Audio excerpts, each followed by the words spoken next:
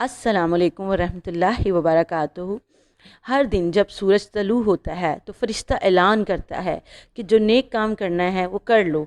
आज का दिन तुम्हारी ज़िंदगी में फिर कभी नहीं आएगा और वाकई दिन लौट कर कभी नहीं आते। इंसान अक्लमंद तब है जब वो हर दिन को कीमती समझे और समझे कि ये दिन लौट कर कभी नहीं आएगा।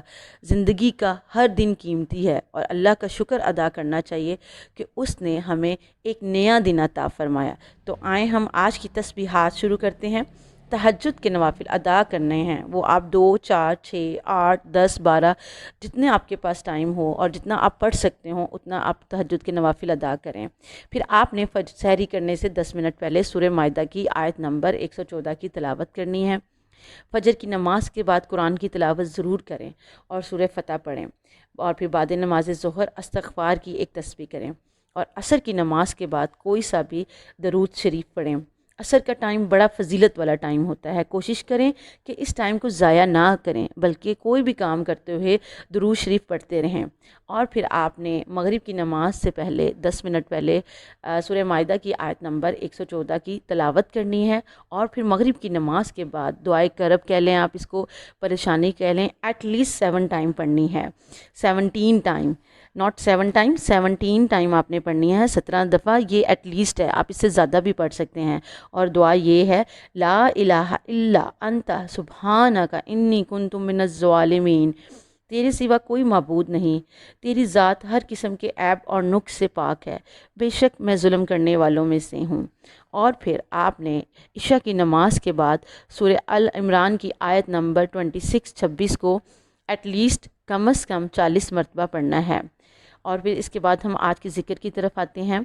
और आज का ज़िक्र इसलिए इतना ज़रूरी है कि जब आपके पास हिम्मत ना हो, आप बहुत ज़्यादा थक गई हों, तो तब ये बहुत ही कारआमद है। इसके बारे में हदीस है कि हज़रत जवेरिया रज़ी तआला अन्हो बयान करती हैं कि एक दिन सुबह की नमाज़ पढ़ने के बाद आप सल्लल्लाहु अलैहि वसल्लम मेरे पास से बाहर तशरीफ़ ले गए और मैं अपनी नमाज़ पढ़ने की जगह पर बैठी रही। फिर आप दिन चढ़े वापस आए और मैं तब तक वहीं बैठी हुई थी। फिर आप सल्लल्लाहु अलैहि वसल्लम ने फरमाया, मैंने तुम्हें सुबह जहाँ छोड़ा था तुम अभी तक वहीं बैठी हुई हो। अगर मेरे जाने के बाद 4 कलमात 3 दफ़ा कह देती तो तुमने शुरू दिन से जो अभी तक पढ़ा है, अगर उनके साथ इन कलमात का वज़न किया जाए तो उनका वज़न ज़्यादा है। तो वो कलमात क्या थे? हम भी सुबह हो तो ये कलमात कह दिया करें, तो बहुत देर बैठ कर ज़िक्र करते रहें।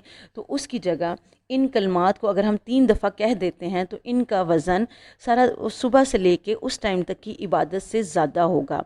तो वो कलमात ये हैं, सुबहान अल्लाहि व बिहम्दिही, मैं पाकी बयान करती हूँ उसकी तारीफ़ के साथ। आददा ख़ल के ही, इतनी तारीफ़ करती हूँ जितनी उसकी मखलूक की तादाद है।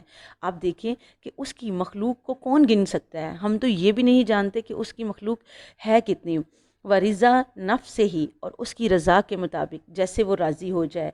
वज़ीनता अर्श ही, और उसके अर्श के वज़न के मुताबिक।